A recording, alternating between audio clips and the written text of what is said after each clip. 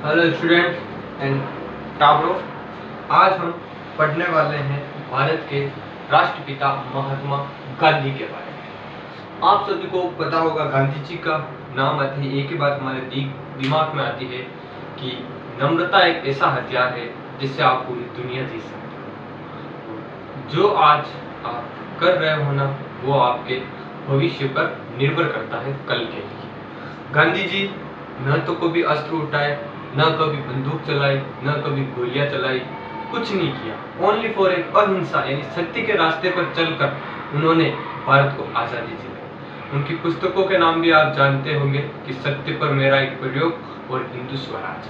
आज उस महान राष्ट्रपिता के बारे में पढ़ने जा रहे हैं महात्मा गांधी। महात्मा गांधी का जन्म सभी को पता है 2 अक्टूबर 1869 और इनकी माता का नाम पुतलीबाई और पत्नी का नाम कस्तूरबा गांधी था। पत्नी का क्या नाम था? कस्तूरबा गांधी। क्योंकि राजस्थान में ऐसी बहुत सारी महिलाएं जिनको कस्तूरबा के नाम से जाना जाता है। गांधी जी को आज भारत के अंदर उतना सम्मान नहीं मिला है जितना सम्मान भारत के अंदर गांधी जी को मिलना चाहिए था। आज इंग्लैंड और अफ्रीका, वहां लोगों में जो भारत गांधी जी को सम्मान दिया जाता है वो आज भारत में नहीं दिया जाता। गांधी दिवस के दिन गांधी जी का कोई भी व्हाट्सएप पे स्टेटस नहीं डालता, गांधी जयंती नहीं मनाता, बल्कि नाथूराम गोडसे के फोटो डालते हैं। अब नाथूराम गोडसे के फोटो वही डालते हैं जिन्होंने गांधी जी को जीवन में अभी तक असली तरीके से नहीं पढ़ा। एक बार आप गांधी जी को पूरी तरीके से पढ़िए, फिर देखिए गांधी जी ने क्या किया देश के लिए। गांधी जी, इनका जन्म 2 अक्टूबर 1869 यानी पोरबंदर गुजरात के अंदर हुआ था। पोरबंदर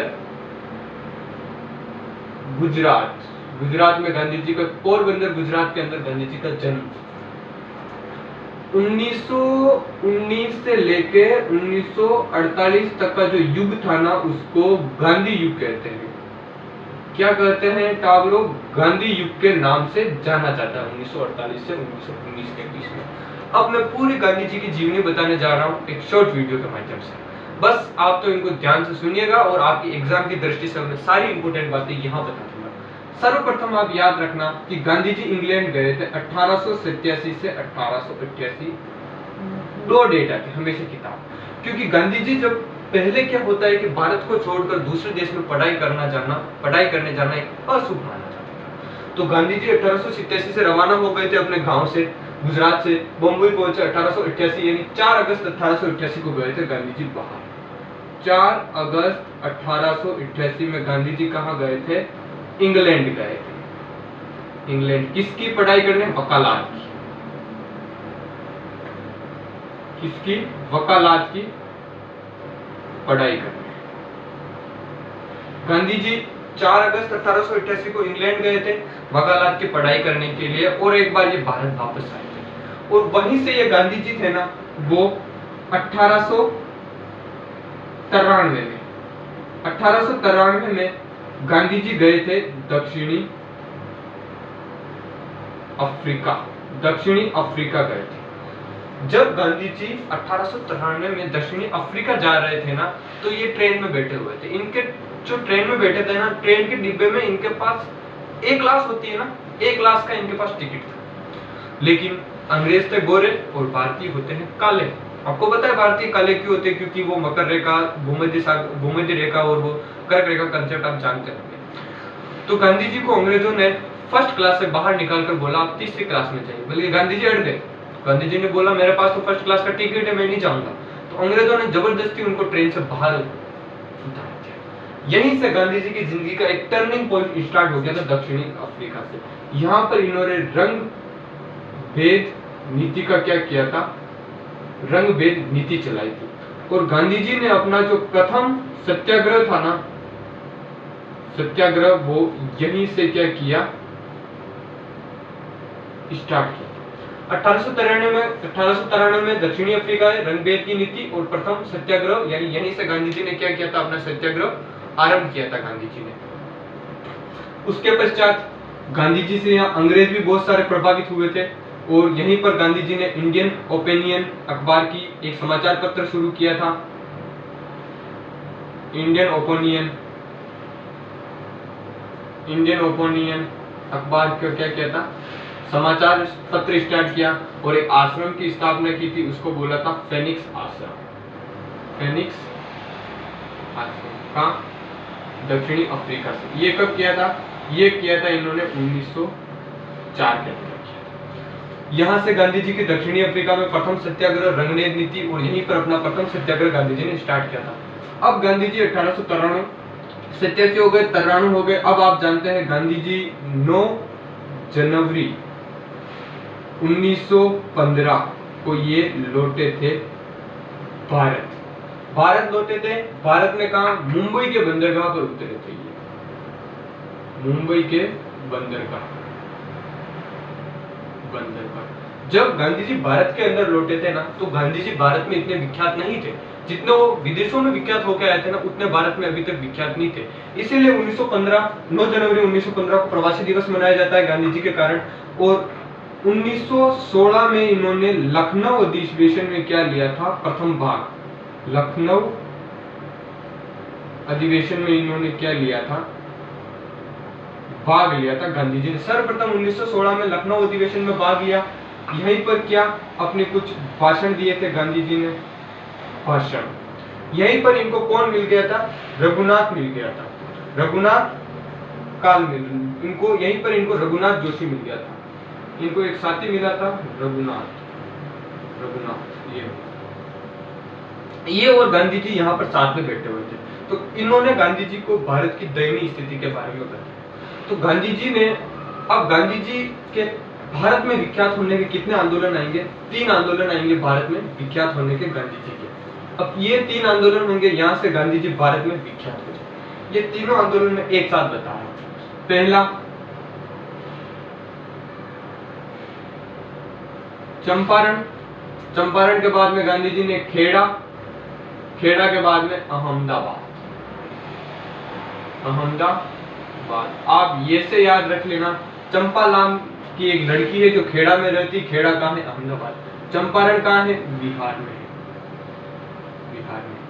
ये हुआ था 1917, 1918, 1918।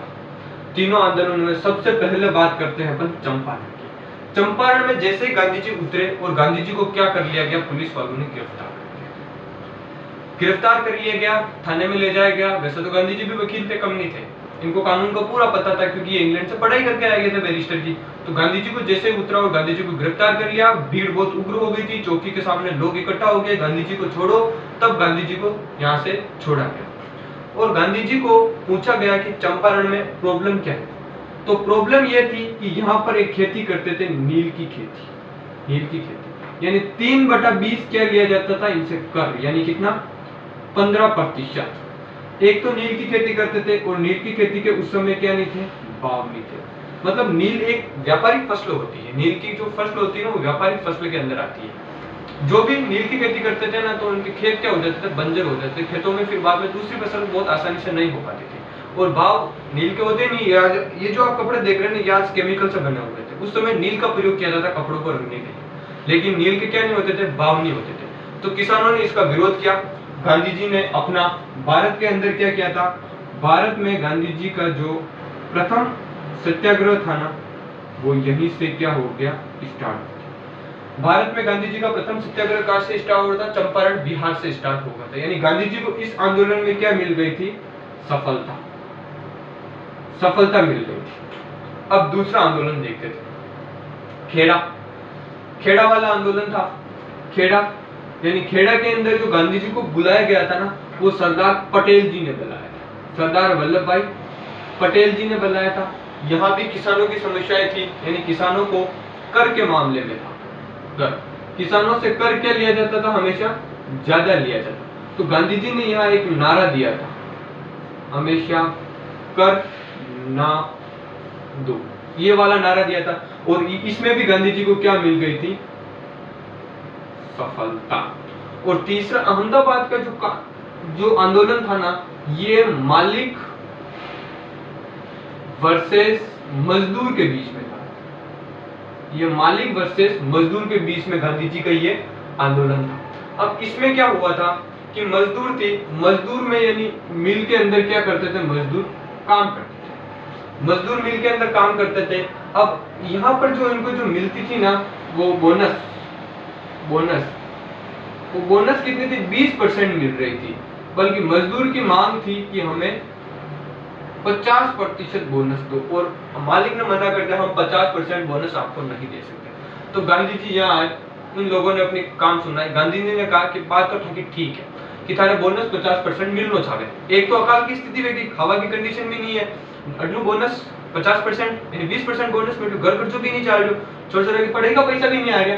तो गांधी जी 50% की मांग की थी, और गांधी जी अटे गई क्यों, आने गई क्यों था, भूख हड़ताल करो, कहीं करो भूख हड़ताल। तो मजदूर बैठ के भूख हड़ताल पे, लेकिन जो मालिक आने वहां भूख हड़ताल पे कहीं ध्यान नहीं देता, मजदूर बेटा जो बैठी है बच्चे, हाँ मजदूर गांधी जी ने जान क्यों कि मजदूर वहां का तरफ मालिक 1% वहां की तरफ ध्यान नहीं दे रहा, तो गांधी जी जो कि मुंह भी भूख हड़ताल करूंगा, यानी गांधी जी ने सर्वप्रथम भूख हड़ताल कहां की थी, अहमदाबाद 1918 के आंदोलन में गांधी जी ने सर्वप्रथम क्या की थी, भूख हड़ताल की थी। ये गांधी जी के 3 आंदोलन हो गए, इस आंदोलन में भी गांधी जी को क्या मिली थी, सफलता मिली थी, इस आंदोलन में भी गांधी जी को सफलता मिली थी। और ये गांधी जी के तीनों आंदोलन चंपा, खेड़ा, अहमदाबाद 1917, 1918, 1918 चंपारण बिहार, खेड़ा गुजरात, अहमदाबाद गुजरात, और ये नील की गति संबंधी था, ये कर ना दो, और ये बोनस मालिक और मजदूर के बीच में। यहाँ तक आपको समझ में आ गया होगा, कोई अभी तक तो कोई ऐसी बात नहीं आई, क्योंकि मैं बहुत शॉर्ट वे में ये आपके सामने लेकर आया।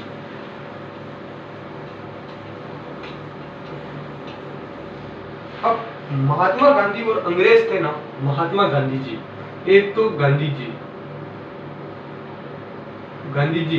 और अंग्रेज, इनके जो संबंध थे ना, संबंध ये बहुत अच्छे थे, इसीलिए गांधी जी को कौन सी यानी फर्स्ट जो विश्व युद्ध हुआ था ना, विश्व युद्ध, उसमें गांधी जी को कौन सी उपाधि दी थी अंग्रेजों ने केसर ए हिंद की उपाधि दी थी, केसर ए हिंद की उपाधि दी थी। अब गांधी जी अंग्रेजों के लिए अच्छे संबंध थे। अब मैं आपको एक इंपॉर्टेंट आंदोलन की ओर लेकर चलता हूँ, जो अपन को आजादी दिलाने के लिए सबसे बेस्ट आंदोलन था, अगर वो आंदोलन असफल नहीं होता तो आजादी दिल जाती थी। असहयोग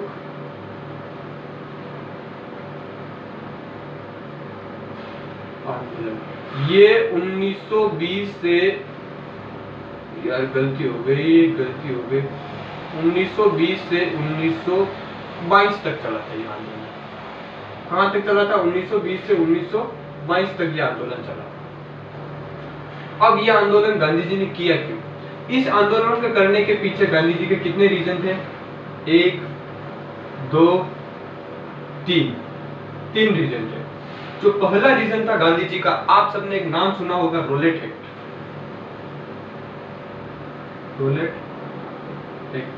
रोलेट एक्ट का मतलब होता है जो रोएगा वो जेल जाएगा। यानी फर्स्ट विश्व युद्ध के अंदर अंग्रेजों ने भारतीयों को पहले विश्व युद्ध में धकेलने के पश्चात भारतीयों को बोला कि आपको अच्छी सुविधाएं दी जाएगी। जब भारतीय विश्व युद्ध खत्म हुआ, भारतीय वापस आए, सुख सुविधाएं मांगी, तो अंग्रेजों ने पकड़ कर उनको कहां डाल दिया, जेल में डाल दिया था। इसके अंदर रोलेट एक्ट। और एक हुआ था अपने कौन सा, खिलाफत आंदोलन।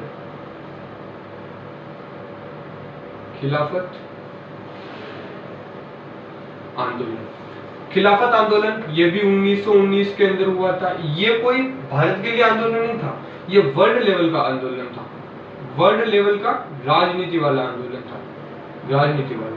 इसके अंदर अंग्रेज कौन से पद को समाप्त करना चाहते थे, खलीफा एक पद चलता था, ये चलता था तुर्की के अंदर, इसको अंग्रेज खत्म करना चाहते थे।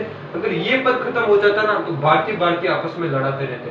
खिलाफत आंदोलन। और एक तो आप जानते होंगे 13 अप्रैल 1919 यानी जलियांवाला हत्याकांड। इसके अंदर क्या हुआ था, जलियांवाला बाग हत्याकांड, मैं पूरी कहानी सुना रहा हूँ, आप सुन लेना बस। जलियांवाला बाग हत्याकांड की घटना 13 अप्रैल 1919 को क्या हुआ था। काल यानी ये वैसाखी का दिन, शाम के 5 बज रहे थे। एक सतपाल था, एक सतपाल को गिरफ्तार किया था, एक करीम सुबुद्दीन कुछ नाम था उसका। उन दोनों को क्या कर लिया, गिरफ्तार कर लिया था। उनकी चर्चा में जो लोग थे ना, वो जलियांवाला बाग हत्याकांड कहाँ, अमृतसर में क्या हुए थे, इकट्ठे हुए थे अमृतसर के अंदर। लोग अमृतसर में इकट्ठे हुए थे, बातें कर रहे थे, उन लोगों के बारे में बातें कर रहे थे। इकट्ठे होते होते लगभग कितने लोग भी इकट्ठे हो गए थे, 20,000, लगभग 20,000 लोग क्या हो गए थे यहाँ पर इकट्ठे हो गए। इकट्ठे होने के पश्चात जनरल डायर को किसी ने सूचना दी कि यहाँ लोग क्या कर रहे हैं, जन विद्रोह कर रहे हैं। जनरल डायर अपने तोपों के साथ यहाँ पर आया। तोपे तो अंदर जा नहीं पाए, चारों ओर के गेट बंद करवा दिए, और एक गेट पर उसने कितने पुलिस वाले तैनात किए थे, 100 पुलिस वाले। 100 पुलिस वाले क्या किए थे, उसने तैनात किए थे। 100 पुलिस वाले तैनात किए थे, और पुलिस वालों को करीबन 10 मिनट तक गोलियां चलाई। जब तक आपकी गोलियां खत्म नहीं हो जाए आप फायर करते कीजिए। और जनरल डायर ने यह भारत का सबसे बड़ा हत्याकांड माना जाता है, यह बहुत दयनीय स्थिति। गांधी जी को सबसे ज्यादा झिझोकने वाला भारत में यही हत्याकांड था, जलियांवाला बाग हत्याकांड। 10 मिनट तक गोलियां चलाई, 150 लोग अपनी जान बचाने के लिए वहां अंदर कुआं था, कुएं में कूद गए। फिर इस आयोग के लिए क्या किया था, इस घटना के लिए एक हंटर आयोग का गठन किया अंग्रेजों ने, हंटर आयोग। हंटर आयोग ने क्या बोला कि ओनली फॉर 375 लोग मारे। तो ओनली फॉर कितने, 375 लोग मारे गए। फिर भारतीय कांग्रेस ने मदन मोहन मालवीय कमेटी का गठन किया। उसने कहा कि यहाँ पर कितने 1,000 लोग मारे गए। यहीं से गांधी जी का अंग्रेजों के प्रति रुख बिल्कुल खराब हो गया। बस गांधी जी कुछ नहीं चाहते थे, अब ओनली फॉर आजादी के लिए लड़ाई लड़ना चाहते थे। 13 अप्रैल 1919 को जलियांवाला बाग हत्याकांड अमृतसर के अंदर हुआ था। जनरल डायर आया था, 20,000 लोग इकट्ठे हुए थे, 10 मिनट तक गोलियां चलाई थी। 100 पुलिस वाले थे, टैंक वैंक चारों तरफ जमा दिए, 150 लोग कुएं में कूदकर मिल गए। अमृतसर में राजस्थान की बहुत दर्दनाक घटना थी, मतलब घटना थी। और हंटर आयोग का गठन किया, उसने ओनली वो 375 लोगों को मरने को बताया। मदन मोहन मालवीय ने 1000 लोगों को मरने के बारे में बताया। अब ये थे असहयोग आंदोलन के 3 कारण, जिस कारण गांधी जी ने क्या स्टार्ट किया था, असहयोग आंदोलन स्टार्ट किया। अब असहयोग आंदोलन था क्या, असहयोग आंदोलन यानी असहयोग यानी सहयोग अपन को नहीं करना है, अंग्रेजों का सहयोग नहीं करना है। अंग्रेजों की जितनी भी चीजें आती सबको छोड़ दीजिए, स्कूलों में पढ़ना बंद कर दीजिए, आप अंग्रेजों के कपड़े पहनना बंद कर दीजिए, चाय बंद कर दीजिए, यानी विदेशी वस्तुओं का क्या करना है, अपन को त्याग करना है। किस कोई भी अगर विदेशी चीज है उसको अपन को यूज नहीं करना। इसी में गांधी जी ने अपनी कौन सी उपाधि लौटाई थी, केसर ए हिंद, केसर ए हिंद की उपाधि लौटा दी थी। और इसी में जो बजाज थे, जमनालाल बजाज, उसने अपन की राय बहादुर की उपाधि लौटा दी थी। बजाज ने अपने राय बहादुर की उपाधि लौटा दी, गांधी जी ने केसर ए हिंद की लौटा दी। भारत का सबसे बड़ा आंदोलन माना जाता है। इस आंदोलन में लगभग 10,000 लोग जेल में गए थे, 10,000 लोग जेल में गए थे। एक फंड की स्थापना की थी, उसका नाम था तिलक फंड। उसमें कितने रुपए आ गए थे, 1 करोड़ रुपए इकट्ठे हो गए थे गांधी जी के लिए, इस आंदोलन के लिए। अब 1 करोड़ रुपए इकट्ठे हो गए थे। गांधी जी ने हर एक पैसे का हिसाब रखते थे, इसीलिए गांधी जी को इतने ज्यादा पैसे मिलते। पूरा जीवन सादगी और खादी में गुजार दिया गांधी जी ने, वरना 1 करोड़ रुपए आज की दुनिया में कोई छोड़े, कोई नहीं छोड़ता। उसके पश्चात यह आंदोलन बहुत उग्र चल रहा था। इस आंदोलन के तहत लग रहा था कि अब आज या कल अपन को आजादी मिल जाएगी, लेकिन बीच में आ गया एक मोड़, कहानी में एक ट्विस्ट आया। घटना है 5 फरवरी 1922, चोरी चोरा कांड। 5 फरवरी 1922 चोरी चोरा कांड। अब क्या हुआ, जैसे असहयोग आंदोलन चल रहा था और ये चोरी चोरा कांड हुआ था यूपी के गोरखपुर के अंदर चोरी चोरा कांड होता है। अब इस कांड के अंदर क्या हुआ, जैसे ही लोग जा रहे थे, मतलब आंदोलन करने के लिए इधर आ रहे थे, मतलब इधर गुजरात की तरफ गांधी जी के साथ जुड़ने के लिए आ रहे थे, तो इधर क्या हुआ कि बीच में इनको कितने 21 तो कांस्टेबल प्लस एक थानेदार, यानी 22 जने मिलकर इनको क्या किया जाए, रोकना चाहा, लेकिन लोग नहीं माने। तो पुलिस वालों ने डर के मारे खुद को जेल के अंदर ऐसे बंद कर लिया। बंद करने के पश्चात क्या, अंदर से ताला लगा दिया। अंदर से ताला लगा दिया तो भीड़ थी और ये थे भारतीय लोग। अब दिमाग में भारतीयों को कोई पीछे छोड़ ही नहीं सकता। भारतीय लोगों ने क्या किया, बाहर से ताला लगा लिया, अंदर मिट्टी का तेल डाल दिया और 22 पुलिस वालों को क्या कर दिया, यहाँ पर जिंदा जला दिया, जिंदा जला दिया, 22 पुलिस वालों को जिंदा जला दिया। यही घटना थी जिसके कारण गांधी जी ने अपना आंदोलन क्या किया, बंद कर दिया। असहयोग आंदोलन गांधी जी ने क्या किया था, वापस लिया था यहीं से क्या ले लिया, अपना वापस ले लिया आंदोलन। और कहां से लिया, बारडोली से गांधी जी ने आंदोलन वापस ले लिया। अब गांधी जी ने आंदोलन वापस क्यों लिया, इसके रीजन सुभाष चंद्र बोस, सीआर दास यानी चिंतरण दास और सरदार वल्लभ भाई पटेल और सभी ने गांधी जी को बहुत बुरा भला कहा। लोगों ने हजारों गालियां दी, क्योंकि भारत को आजादी, अगर यह आंदोलन वापस नहीं लिया जाता ना, तो भारत को 1930 के लगभग आजादी मिल जाती थी। लेकिन आंदोलन क्या कर लिया गया, गांधी जी ने वापस ले लिया, क्योंकि गांधी जी ने एक ही बात कही थी यहाँ पर कि जो चीज अहिंसा से प्राप्त होती है उसके लिए कभी अपन को हिंसा नहीं करनी चाहिए। मैं देश के लिए आजादी अहिंसा से लाऊंगा, न कि हिंसा से, क्योंकि गांधी जी कभी हिंसा के मार्ग पर नहीं चलना चाहते थे। और इसी आंदोलन के बाद गांधी जी को 10 मार्च 1922 में क्या कर लिया, गांधी जी को गिरफ्तार कर लिया। गिरफ्तार किया, उस समय जज थे सीएन ब्रह्मभुज क्या थे, जज थे। इन्होंने गांधी जी को सजा सुनाई थी, 6 वर्ष की सजा सुनाई थी गांधी जी को। राजद्रोह के केस में 10 मार्च 1922 को गिरफ्तार किया सीएन ब्रह्मभुज और 6 वर्ष की सजा सुनाई। अब गांधी जी को सजा सुनाई, 6 वर्ष की सजा सुनाई। अब गांधी जी दिमाग में पीछे नहीं थे, बहुत टैलेंट था गांधी जी के अंदर। भले ही दिखते ऐसे थे, सिंपल सादा जीवन, उच्च विचार रखते थे, लेकिन दिमाग में पीछे नहीं थे। तो गांधी जी ने क्या किया, यहाँ पर नाटक किया, मतलब 70-20 दिन तक भूखे रहे। ऐसी कंडीशन आ गई गांधी जी की, मरने वाली कंडीशन आती। लोग सोच रहे, अंग्रेज अधिकारी सोच रहे कि ये गांधी अब जेल में मर जाएगा, ये गांधी जी अब जेल में मर जाएंगे। अगर गांधी जी जेल में मर गए तो भारतीय अपन को मार डालेंगे। तो इन्होंने क्या किया, गांधी जी को एक बस में डाला, वैन में डाला और बाहर लाके छोड़ दिया। यानी 2 वर्ष के अंदर ही गांधी जी को छोड़ दिया था। यानी 1924 में गांधी जी क्या हो गए, रिहा हो गए। जैसे ही गांधी जी को 1924 में रिहा किया, ट्रेन से बाहर फेंका, अंग्रेज थोड़ी दूर गए, गांधी जी ने देखा इधर उधर और गांधी जी क्या हुए, वहां से भाग गए। और गांधी जी ने 5 फरवरी 1924 को बेलग्राम कर्नाटक में कांग्रेस अधिवेशन में फर्स्ट बार अधिवेशन के अध्यक्ष बने।